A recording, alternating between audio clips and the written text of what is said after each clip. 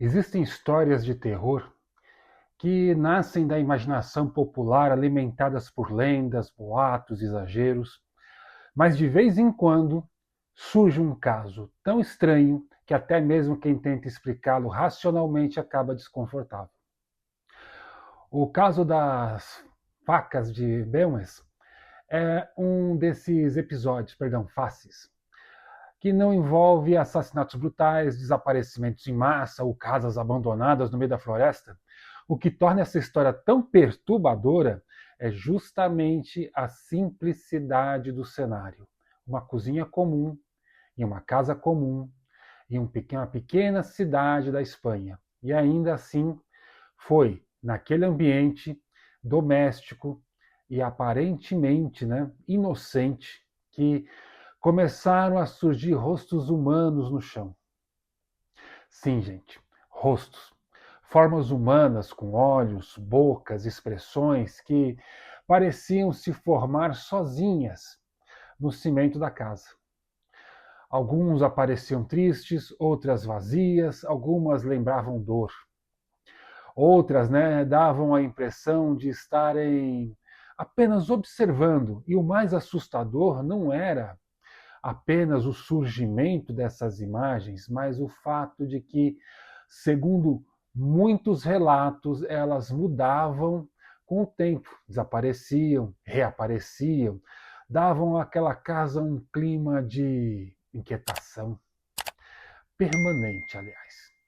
Esse é o famoso caso da Casa das Faces de Belmez, um dos fenômenos paranormais mais discutidos da história da Espanha e talvez um dos mais visualmente perturbadores já registrados.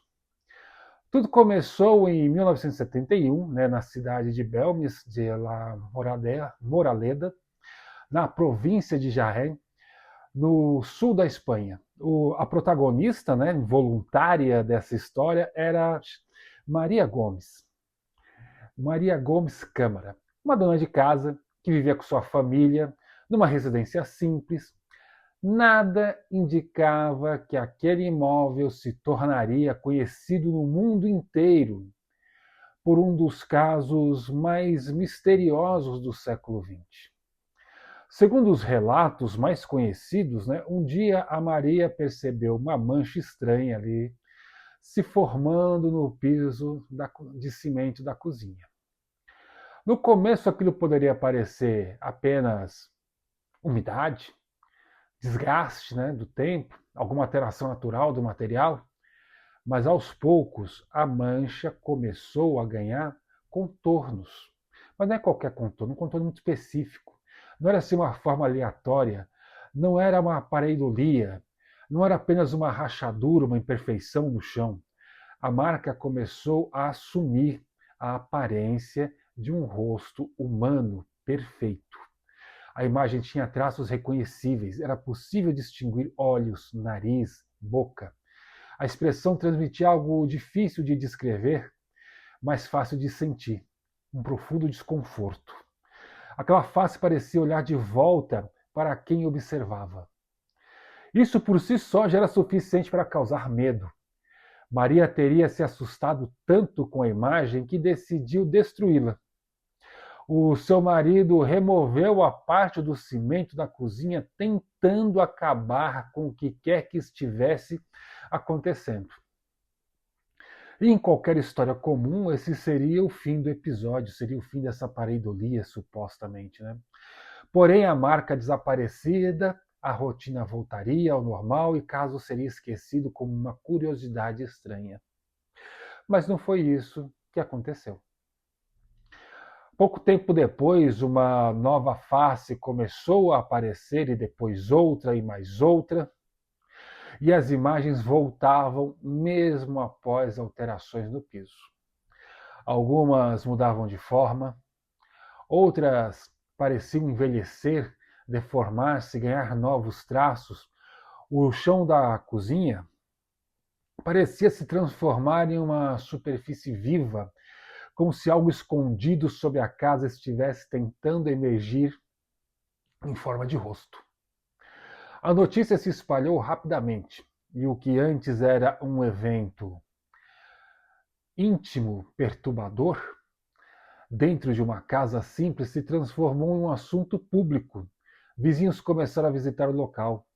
Curiosos se reuniram para ver com os próprios olhos aquelas faces se formando. Estranhas com o tempo, o fluxo das pessoas cresceu tanto que a casa passou a receber visitantes de várias partes da Espanha e depois do mundo. É fácil entender, né, por quê. Diferentemente de muitos relatos paranormais que dependem apenas dos testemunhos, sombras mal fotografadas, sons difíceis de interpretar, o caso de Belmes tinha algo muito poderoso. Ele era visível. As pessoas podiam entrar na casa, olhar para o chão e ver uma imagem ali, uma forma humana, um rosto, uma expressão. Isso dava ao fenômeno uma força assustadora, muito maior. Não era apenas uma história contada, né, ao pé do ouvido. Era algo que podia ser apontado, observado e debatido diante de todos. Com a popularidade do caso, começaram também as investigações. Pesquisadores, jornalistas, parapsicólogos, céticos, lógico, não podia faltar os céticos, passaram a visitar a residência para tentar descobrir o que estava acontecendo. Seria fraude? Seria uma reação química? Seria um fenômeno psicológico coletivo, uma histeria coletiva?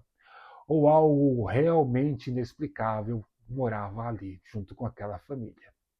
Uma das primeiras hipóteses levantadas foi de que as faces fossem resultado de uma pintura ou manipulação intencional.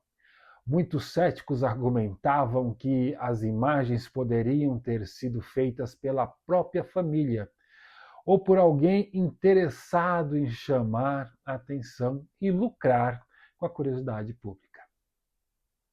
Afinal, o caso atraía visitantes, fama, dinheiro, e isso por si só já era um forte motivo para as suspeitas. No entanto, né, os defensores da autenticidade do fenômeno argumentavam que a situação era mais complexa. Algumas faces surgiam mesmo após reformas no piso, e em certos momentos áreas foram cobertas, removidas ou isoladas, e ainda assim novas formas apareciam. Para muitos observadores, aquilo não se comportava, né, como uma fraude simples. Com o avanço das investigações, surgiu um elemento que contribuiu ainda mais para o clima macabro da história. Durante escavações na casa, teriam sido encontrados restos humanos enterrados sobre a propriedade ou nas proximidades. Esse detalhe ele caiu como gasolina numa fogueira já acesa, uma explosão, né? Então, a partir dessa narrativa paranormal, ganhou força total a ideia de que a casa poderia ter sido construída sobre um antigo cemitério ou sobre um terreno onde as pessoas haviam sido sepultadas, fez com que muitos passassem a interpretar as faces como manifestações dos mortos e outros como mais um clichê sobre umas falsas aparições. Como se aquelas imagens fossem tentativas também de comunicação vindas do subsolo, é o que muitos acreditavam, como se as expressões no chão fossem ecos de vidas apagadas, presas àquele local, tentando emergir por meio do cimento. Também tinha aqueles que acreditavam que tudo não passava de mera pintura feita pela família para chamar a atenção. É claro que essa interpretação ajudou a transformar o caso em uma lenda ainda mais poderosa. Afinal, algo profundamente perturbador na noção de rosto surgindo do chão de uma cozinha, justo uma cozinha, geralmente vista como espaço de vida, família, alimento, rotina, passava a carregar um peso sinistro. Cada refeição, cada passo dado sobre aquele piso, cada noite em silêncio dentro da casa, ganhava uma atmosfera opressiva. Não era mais apenas uma casa, era um lugar onde o cotidiano e o inexplicável conviviam lado a lado. Muitos visitantes relatavam sensações estranhas ao entrar na residência. Alguns diziam sentir mal-estar, outros afirmavam perceber uma energia pesada, como se o ambiente estivesse carregado de tristeza ou vigilância. Também houve quem interpretasse as expressões das faces como sinais de sofrimento, dor ou desespero. Isso alimentava ainda mais a crença de que não se tratava apenas de manchas aleatórias ali no piso, mas de algo profundamente ligado à morte. Ao longo dos anos, várias faces diferentes foram registradas. Algumas se tornaram famosas por seus traços mais nítidos, outras eram mais vagas, quase dissolvidas no cimento, mas ainda assim reconhecíveis o suficiente para causar desconforto. Em algumas imagens, rostos pareciam femininos, outros masculinos. Em certos casos, parecia haver múltiplas faces ao mesmo tempo, como se ser uma multidão silenciosa estivesse emergindo do piso. Esse aspecto é um dos mais assustadores do caso.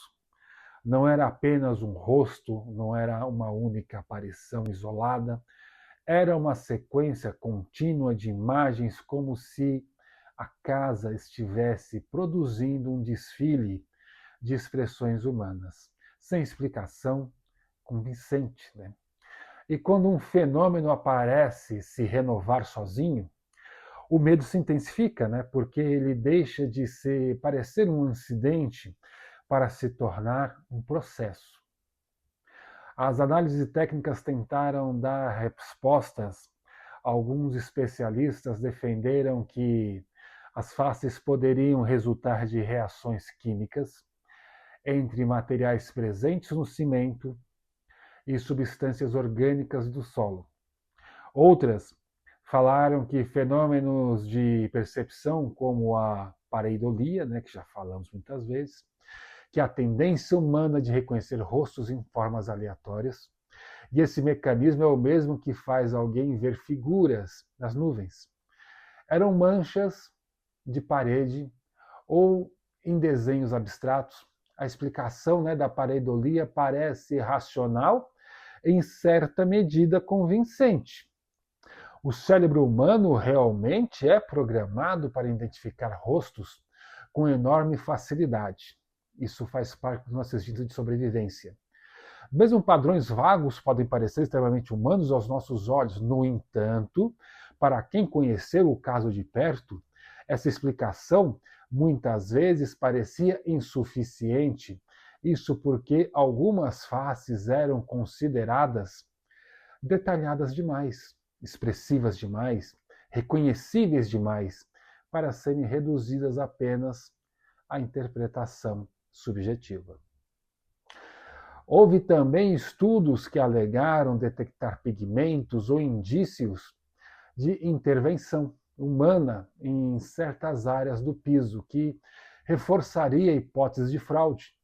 Mas, como acontece em muitos casos famosos, o resultado nunca conseguiriam encerrar completamente, né, o debate. Tanto que nós estamos falando isso aqui até hoje. Para cada análise que apontava a manipulação, havia um defensor do mistério, disposto a contestar. Para cada explicação racional, surgia uma nova pergunta. E é justamente nesse ponto que o caso de Belmes se torna tão duradouro. Porque ele existe em uma zona incômoda entre o visível e o inexplicável, o invisível. Se fosse claramente falso, teria sido esquecido. Se fosse claramente sobrenatural, talvez tivesse sido aceito como lenda. Mas as faces de Belmes permanecem no meio do caminho, desafiando tanto os crédulos quanto os céticos.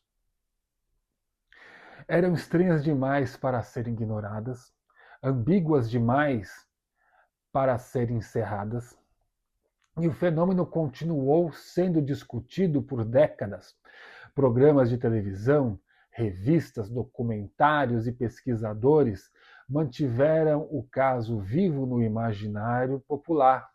Para muitos, a casa de Maria Gomes Câmara se tornou um símbolo do paranormal espanhol.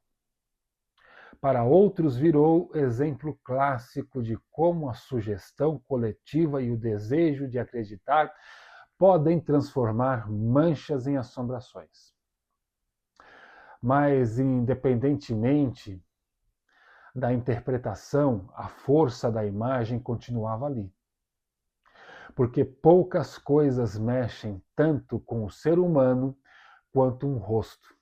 O rosto é onde reconhecemos identidade, emoção, presença. Ver um rosto onde ele não deveria existir já causa estranheza, mas ver um rosto surgindo no chão, em silêncio, dentro de casa, onde se pisa todos os dias, provoca algo mais profundo. Toque um medo instintivo, o medo de que o ambiente esteja observando, o medo de que o inanimado esteja ganhando forma, o medo de que, de alguma maneira, esteja viva. Com o tempo, a Casa das Faces de Belmes ultrapassou o campo da investigação e entrou para o terreno do mito moderno. Ainda hoje, o caso é lembrado como uma das mais inquietantes histórias paranormais da Europa. E mesmo para quem não acredita em fantasmas, espíritos ou manifestações sobrenaturais, respeito isso em vocês, infelizmente existe algo de profundamente desconfortável na ideia central dessa história. Uma dona de casa entra na cozinha, percebe que o chão está formando o rosto humano. Ela tenta apagar aquilo, não consegue. A imagem volta e depois volta de novo e de novo. Poucos elementos são necessários para criar terror verdadeiro. Às vezes basta um espaço comum, invadido por algo que não deveria estar ali. Uma cozinha, um piso, um rosto. Uma expressão que ninguém consegue explicar completamente. Talvez o grande poder do caso de Belmes esteja justamente nisso. Ele não depende de castelos antigos, cemitérios abandonados ou em uso, florestas escuras ou mansões vitorianas. O terror nasce dentro de casa, em plena luz do dia e um ambiente familiar. E isso torna ainda mais próximo, ainda mais possível, ainda mais perturbador. No fim, o caso das faces de Belmes continua sem um consenso absoluto. Para uns, foi uma fraude engenhosa, ampliada pela fama e pela imaginação popular. Para outros, trata-se de um dos fenômenos paranormais mais impressionantes já documentados. E ainda aqueles que ocupam o meio termo. Não sabem exatamente o que aconteceu, mas admitem que existe algo no caso que resiste a explicações simples. Talvez nunca saibamos toda a verdade. Talvez aquelas faces tenham sido apenas resultado de química, percepção e sugestão, ou talvez tenha sido algo mais, algo que tentou surgir do silêncio do chão, algo que escolheu uma cozinha comum para se mostrar ao mundo. E talvez seja exatamente por isso que essa história continua tão viva, porque algumas assombrações parecem na escuridão, mas outras nascem bem debaixo dos nossos pés. E você, meus amigos que assistiram até o final, é pareidolia? É alucinação coletiva? É mentira da família para ganhar dinheiro e aparecer na mídia? Ou era realmente o sobrenatural tentando mostrar a sua face, tentando falar com eles, tentando falar com a gente? Eu sou Marcos, investigador de fenômenos paranormais. Esse é o Paranoia S.A., vídeo edição de Rogério Silva. Te vejo no próximo vídeo. Até mais.